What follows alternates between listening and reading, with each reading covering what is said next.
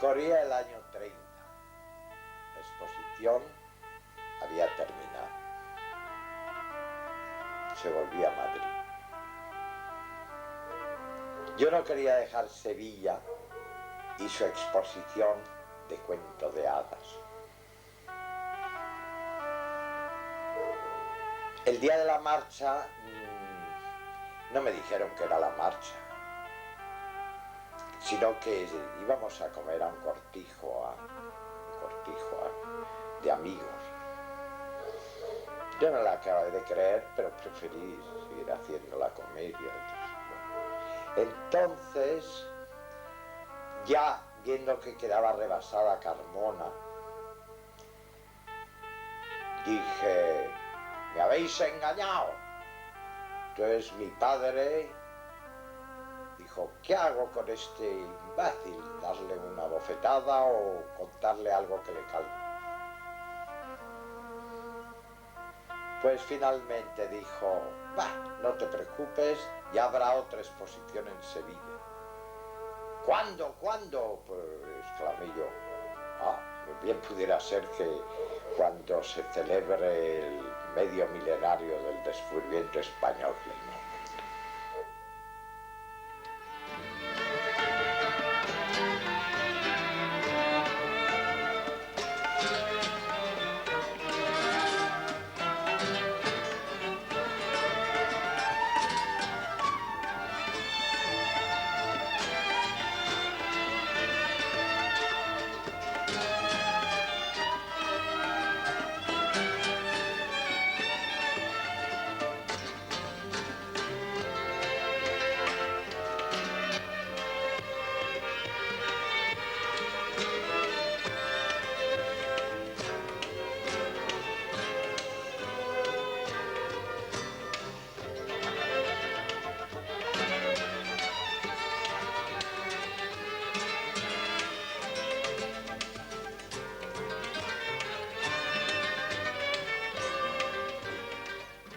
Desconcertante y singular.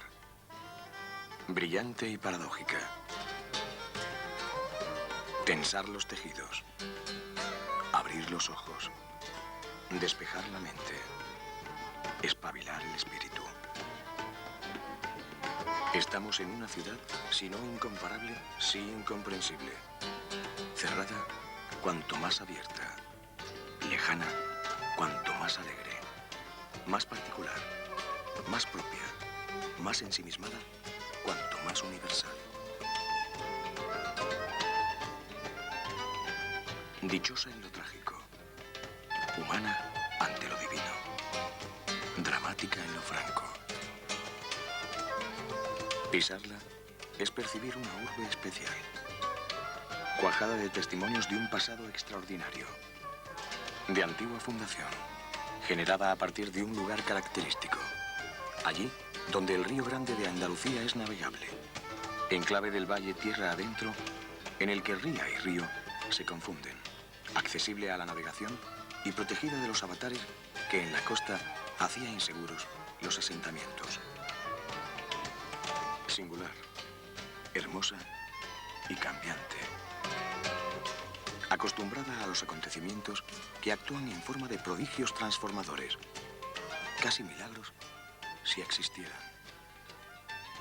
Esta ciudad, de fácil caminar y ritmo apacible, vive, entre atónita e ilusionada, en una profunda convulsión. A poniente, cruzando el río, levanta la mayor obra pública de los últimos decenios en su viejo continente.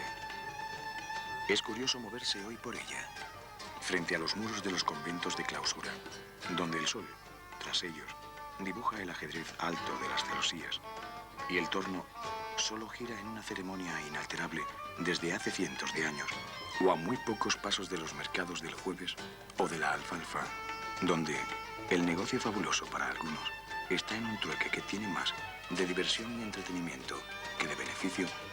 Nos sorprendemos con la visión casi irreal de las estructuras de los nuevos puentes o con el sofisticado entramado que gobierna un edificio inteligente como el del Centro Mundial de Negocios, por señalar algo entre lo mucho que se podría. Aunque ahora Momentáneamente perplejos ante un encuentro de imágenes tan excepcional e insólito, vislumbramos que muy pronto la ciudad habrá hecho suya esta nueva imagen. El aire que se respira va al compás del que recorre las calles de la vieja ciudad. Un cielo idéntico las ilumina y el río, que parecía separarlas, también las une. Un ejemplo de todo esto lo tenemos al otro extremo de la ciudad histórica y monumental, a unos pasos en la distancia, aunque separada de ella por siglos en su génesis, un parque prodigioso e impresionantes y heterogéneas edificaciones que se rodean mutuamente. Prolongación de la ciudad misma que se confunde con ella. Toda esta obra extraordinaria, sin embargo, es herencia de uno de esos sobresaltos que actúan a la manera de prodigios transformadores sobre esta ciudad alegre y confiada que parece condenada a avanzar entre las convulsiones de los estímulos más fuertes.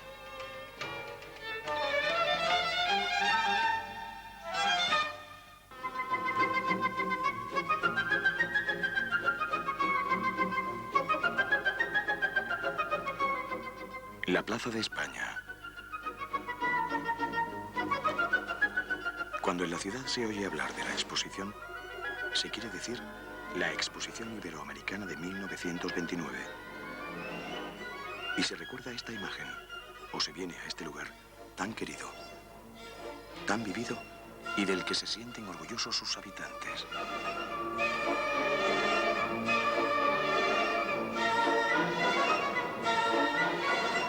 La obra de la exposición fue innumerable, pero este espacio ha quedado en su memoria como el más representativo, como el símbolo de la exposición. Estamos en la Plaza de España.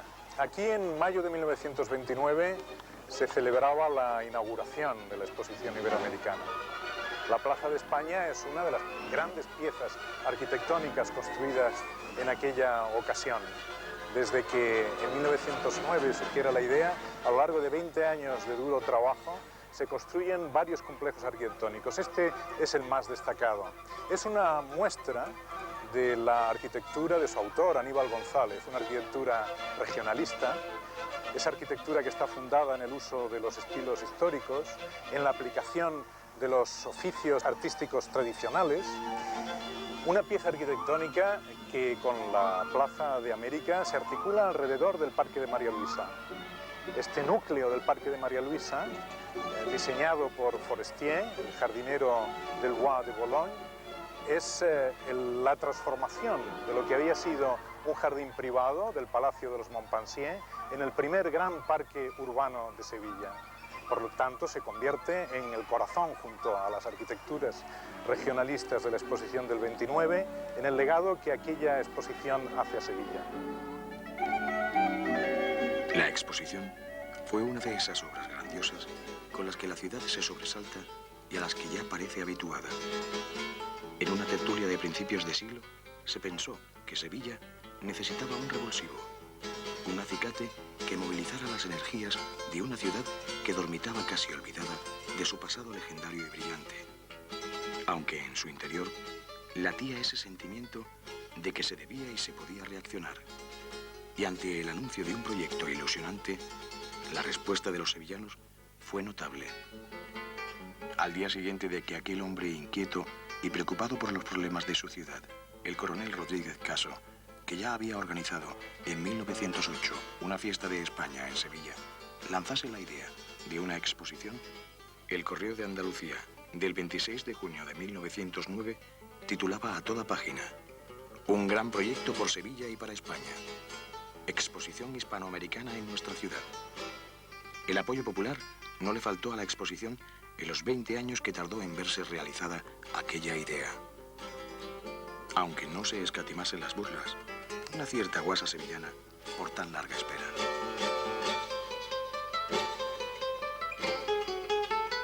El proyecto de Rodríguez Caso era hacer una gran fiesta de los pueblos de América en Sevilla.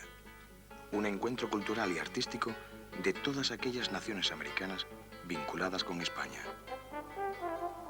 Sevilla, por sus relaciones en el pasado con todas ellas como Puerta de América, era el lugar idóneo donde debía celebrarse. Por fin llegó el día de la inauguración, jueves 9 de mayo de 1929, día de la Ascensión, uno de los 3 jueves que brillan más que el sol. La salida de casa ya fue espectacular en el sentido de las casas engalanadas con colgaduras, tapices, bueno, la gente en masa caminando en una sola dirección, la de la Plaza de España. La llegada a la Plaza de España fue impresionante por la cantidad de banderas en todas las torretas de los edificios. Las fuerzas estaban ya preparadas para el desfile posterior. El altar de la bendición, la tribuna regia y todo el mundo preguntando, ¿y los reyes? ¿Y los reyes? Pues todo el mundo esperando que sonasen los cañonazos en el Prado de San Sebastián. Pues ya se oyeron los cañonazos y la gente diciendo, ¡ya vienen, ya vienen! Y llegaron los reyes. Y llegó principalmente, todas las miradas convergieron en Alfonso XIII, que había sido el gran paladín de esta exposición. Entonces, hubo la bendición, hubo los discursos de rigor y Su Majestad dijo, la exposición iberoamericana de Sevilla queda inaugurada.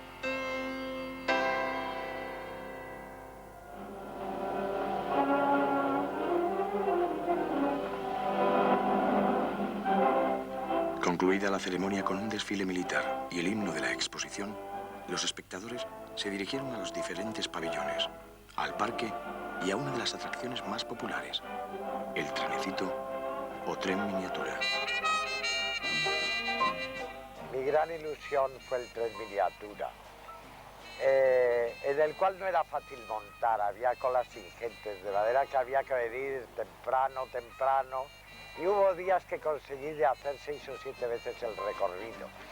El tren empezaba en esta glorieta donde nos encontramos, era la primera estación, y nada más iniciar su viajecito, pues te encontrabas con el casino, del cual pues contemplabas lo que hoy es el Teatro Lope de Vega, bueno, que entonces era el Teatro de la Exposición, y te enterabas de que por el día había pues restaurante, era salón de té, y por la noche era un típico dancing o baile en donde se oyeron las músicas de gran moda. Entonces, cada vez que se cambiaba la música, ponían un letrerito que ponía es foxtrot, slow fox, es tango, es vals, es rumba, y cuando llegaban las 2 de la mañana, que se iba a cerrar, en vez de poner este letrerito, ponían simplemente awake, que todo el mundo entenderá que había llegado el momento de largarse.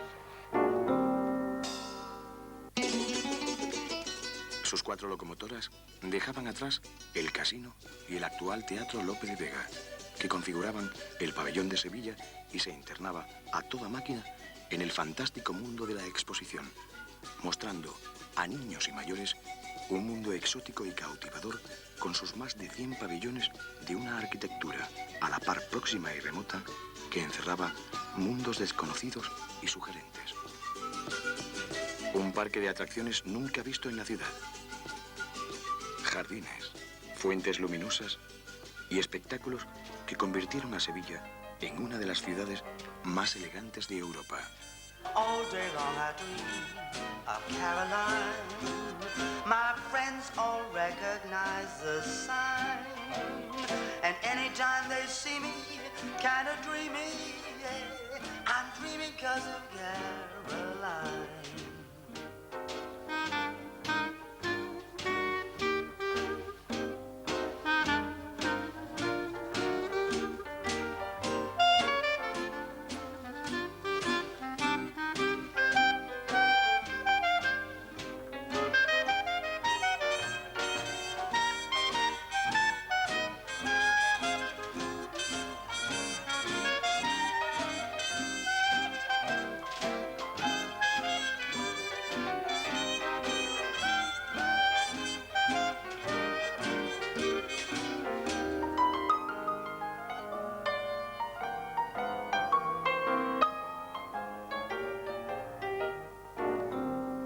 El trenecito serpenteaba entre los diferentes pabellones y enclaves de la exposición, muchos de los cuales, aún hoy, perviven, mientras que otros, como la Plaza de los Conquistadores, ya han desaparecido. Y de regreso, se acercaba al siempre hermoso espectáculo de la Plaza de América.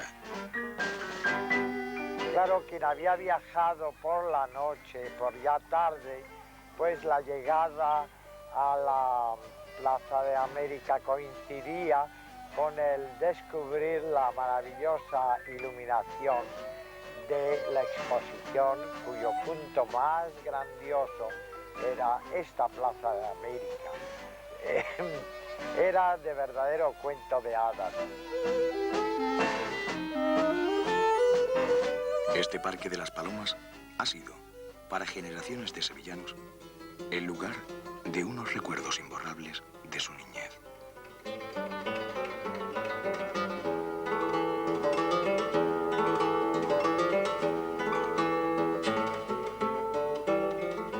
Como el parque, lo es de las primeras travesuras de los sentidos, de los primeros besos robados o no tan robados. A ambos lados de esta plaza, alegre y sensual, los edificios de la exposición son hoy refugio de lo vivido en el pasado por este pueblo. En el Palacio Neomudéjar, que parece extraído de un sueño de las 1001 noches, se atesora su memoria popular.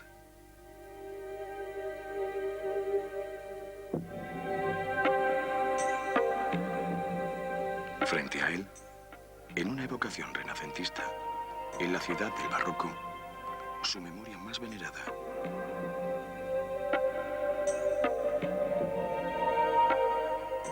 Tartesos, fenicios, romanos, visigodos, árabes. También de ellos, la ciudad heredó tesoros, como los concentrados aquí, o los repartidos por su caserío, sus calles y sus cimientos.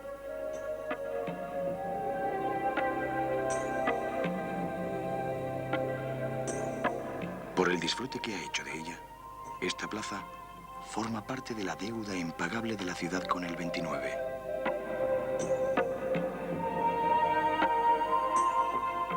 Pero con ser tan importantes la Plaza de España, la Plaza de América, el Parque de María Luisa para la exposición iberoamericana, esta exposición fue mucho más. Se extendía hacia el sur a través de ese eje magnífico que es la Avenida de la Palmera.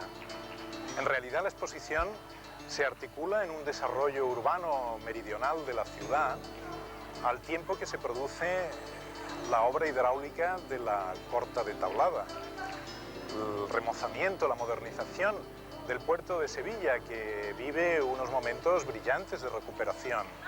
No se olvide que el puerto de Sevilla había sido el fundamento de su propia razón de ser como Puerta de América. Aquella exposición de 1929 fue un acontecimiento realmente especial y un acontecimiento que tuvo una importancia decisiva en la historia de Sevilla para este siglo. Fue una exposición que se organizó, se pensó, se expuso su idea en 1909 y que se celebró en 1929. 20 años de trayectoria, 20 años de esfuerzo y 20 años de trabajo en una Sevilla antigua, caduca, decadente, decimonónica, que salió poco a poco de aquella situación de postración para convertirse, a partir del mes de mayo de 1929, prácticamente en la capital de España, con Alfonso XIII, la familia real, constantemente en las calles, constantemente en el recinto exposicional de Sevilla. Es más, la exposición iberoamericana se vincula al casco antiguo, a la ciudad histórica, a través de la Puerta de Jerez, la apertura de la actual Avenida de la Constitución y tantas otras aperturas que se desarrollan en aquel periodo de años, constituyen un cambio de la faz, del carácter de Sevilla, en parte también conseguido por el cúmulo muy copioso de construcciones que, siguiendo esa línea de la arquitectura regionalista, se producen en aquellos años. La exposición de 1929, con todos sus pros y todas sus contras, con todos sus éxitos y con su gran parte de fracaso, realmente impactó en Sevilla hasta tal extremo de que ni el plan de ordenación urbana de 1946 ni el plan de 1963 llegaron a modificar sustancialmente lo que se trazó en la nueva Sevilla del siglo XX que nació con aquella exposición.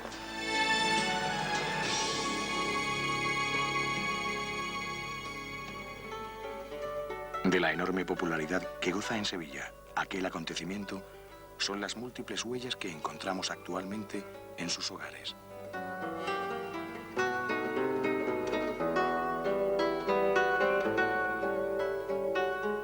Como las flores de estos geranios trasplantados por las mujeres sevillanas a sus macetas de entre aquellos que engalanaban el recinto el día de la inauguración. Se hace difícil creer que el barrio de Santa Cruz, imagen del tipismo sevillano, sea herencia de aquella exposición. Parece que ha sido en la ciudad desde siempre, y es difícil imaginárnosla sin él.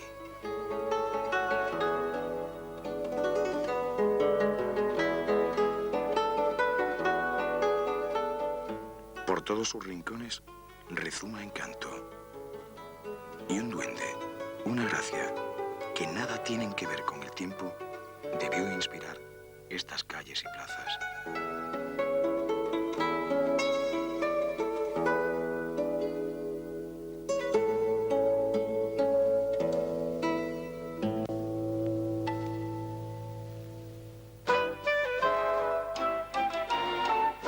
La Ciudad del Sol, Heliópolis, es otro de los barrios fruto de aquel acontecimiento.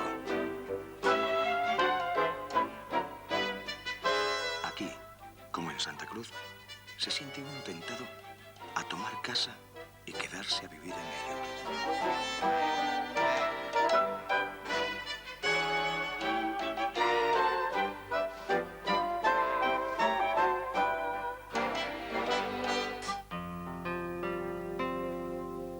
Hoy hay otro Heliópolis en la ciudad, al otro lado del río, al borde de una cornisa privilegiada que domina toda la vista de este tramo del valle. Un nuevo barrio, otra pequeña ciudad, se levanta para acoger a los comisarios y participantes en uno de esos acontecimientos que la convulsionan y a los que la ciudad parece destinada. En esta ocasión se trata de otra exposición, pero esta no es iberoamericana, sino universal. Y si aquella supuso una transformación tan rotunda, a esta había que acogerla como ella misma se anuncia, con lo mejor del mundo.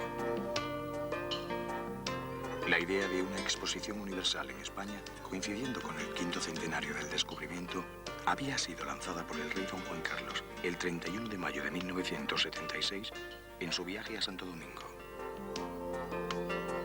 Sevilla aceptó en 1982 el reto de acogerla, cuando de nuevo su vocación americanista fue decisiva para la presentación de su candidatura para una exposición universal durante 1992 en la ciudad, coincidiendo con la conmemoración de aquel acontecimiento que 5 siglos antes había transformado la visión del mundo.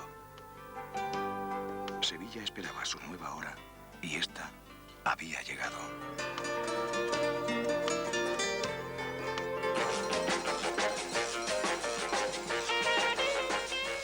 En las décadas anteriores, la ciudad, sin un impulso, sin una motivación a su medida, había crecido desordenadamente, con barriadas mal comunicadas y equipadas, una progresiva destrucción del centro histórico y la pérdida del fluir del río a su paso por la ciudad con el aterramiento de Chapina como única medida posible para evitar las inundaciones. La Exposición Universal de 1992 es el gran acicate por el cual Sevilla produce las transformaciones que durante décadas necesitaba. Se realizan decenas de kilómetros de ronda arterial viaria. Se levanta el ferrocarril que oprimía a la ciudad, se lleva bajo túnel en lo que necesita atravesarla, se construye una nueva estación ferroviaria se lleva a cabo una nueva terminal del aeropuerto. Todo este sistema de comunicaciones que incluye el que el tren de alta velocidad llegue por primera vez en la línea Madrid-Sevilla, o que Andalucía cuente con una gran autovía que transversalmente por fin la comunica, son elementos dinamizadores del territorio. El casco histórico ha visto reutilizados edificios singulares en estado ruinoso.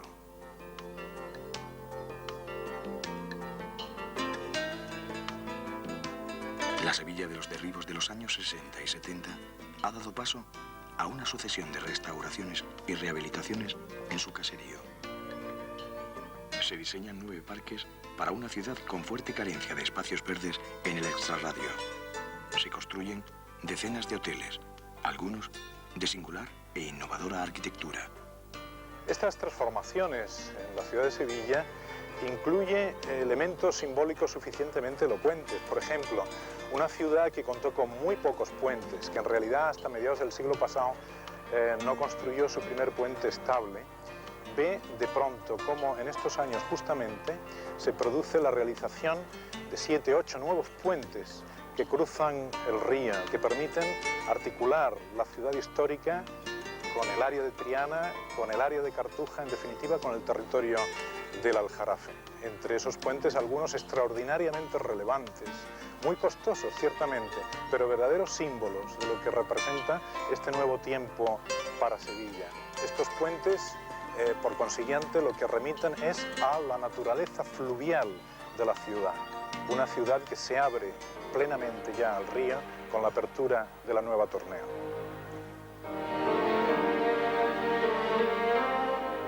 Quizá la mayor fortuna de esta ciudad le viene de lo acertado en la elección de su emplazamiento a orillas de este río, el Guadalquivir, en lo pleno de un valle fértil y hermoso en el que los griegos de Homero situaron los campos elíseos y el jardín de las Hespérides.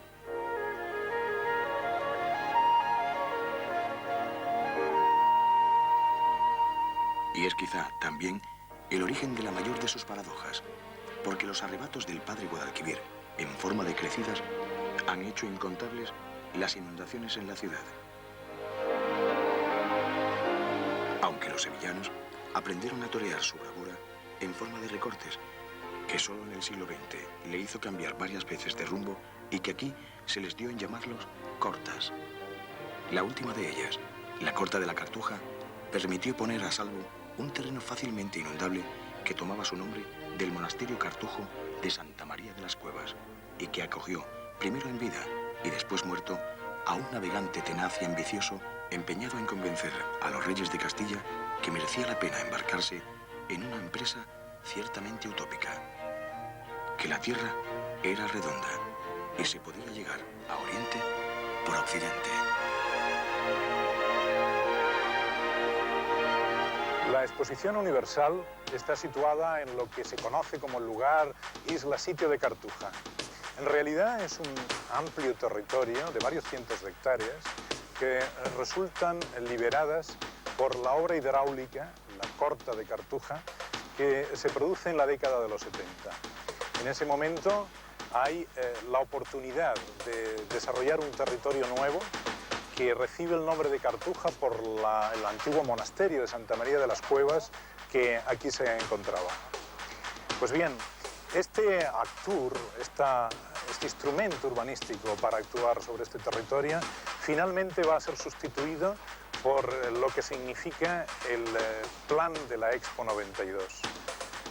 Aprovechando el hecho de que las expropiaciones de todos estos suelos habían permitido que estuviéramos ante un territorio de propiedad pública, va a ser la razón, el origen mediante la cual el Estado decide que sea justamente aquí donde se celebre la exposición.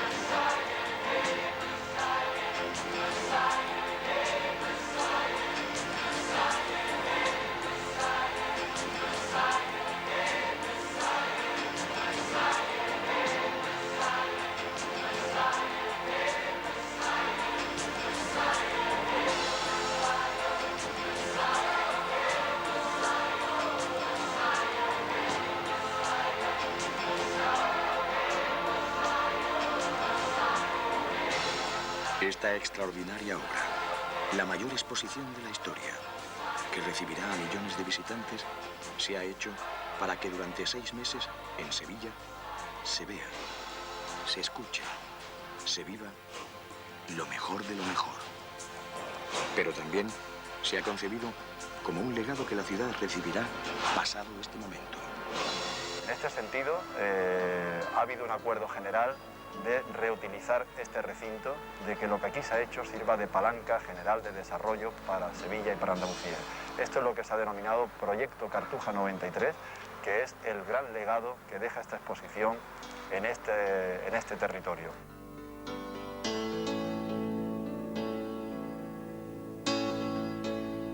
Si la exposición del 29 nos legó una imagen ya de la ciudad antigua que se ha proyectado al mundo, no solo Triana, Torre del Oro, Giralda, Catedral, sino también Barrio de Santa Cruz, Plaza de España, Parque de María Luisa, Expo 92 recupera algo esencial para Sevilla, su río, dotándolo de nuevos puentes que integran su margen derecha, la isla de la Cartuja en la vida de una ciudad revitalizada.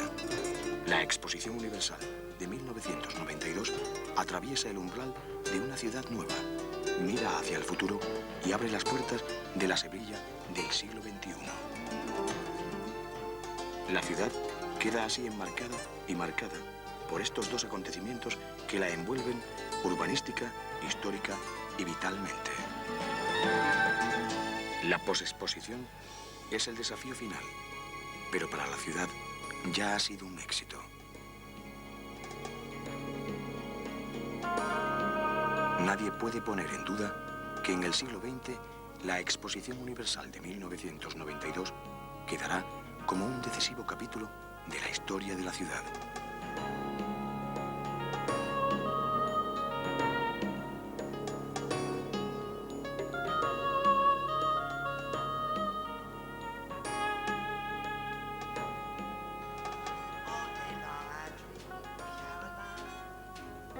The Caroline I left behind.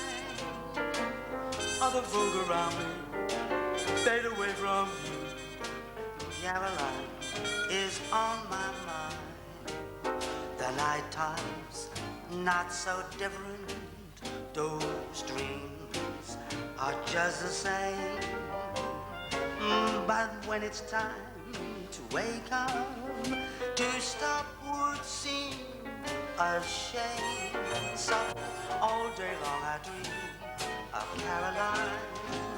My friends all recognize the sign, and anytime they see me, kind of dreamy, yeah. I'm dreaming 'cause of Caroline.